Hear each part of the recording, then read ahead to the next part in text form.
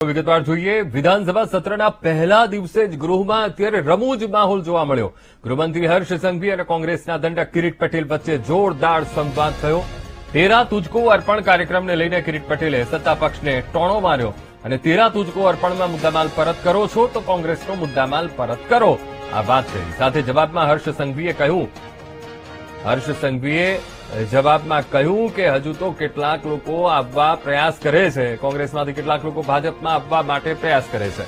આજ મુદ્દે સંવાદદાતા મેહુલ ફોનલાઈન પર જોડાઈ ગયા છે। મેહુલ, એક તરફ વિધાનસભા સત્ર હવે શરૂ થઈ ગયું છે, આજે પહેલો દિવસ અને પહેલા દિવસે જ ગૃહમાં રમૂજ માહોલ જોવા મળી રહ્યો છે। મેહુલ, બિલકુલથી વાત કરવામાં આવે તો વિધાનસભાની સત્રની કાર્યવાહી ચોમાસાની શરૂ થઈ છે।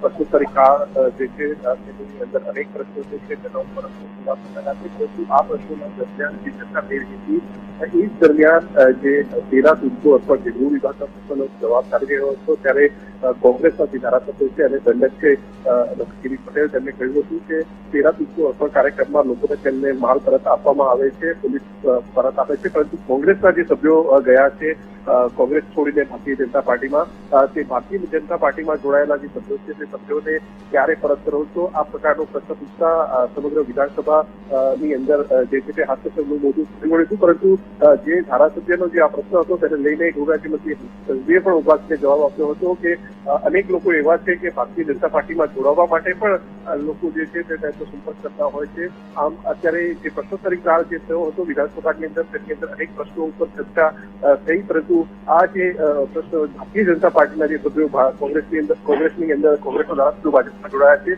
તેને લઈને વિશેષ ચર્ચા જે છે તે થઈ હતી અને તેમાં તમામ જે ધારાસભ્યો જે છે તે બેઠા બેઠા પણ અનેક જે ધારાસભ્યોએ કમેન્ટ કરી હતી। બિલકુલ મેહુલ, સમગ્ર માહિતી સાથે જોડાવા બદલ આપનો આભાર।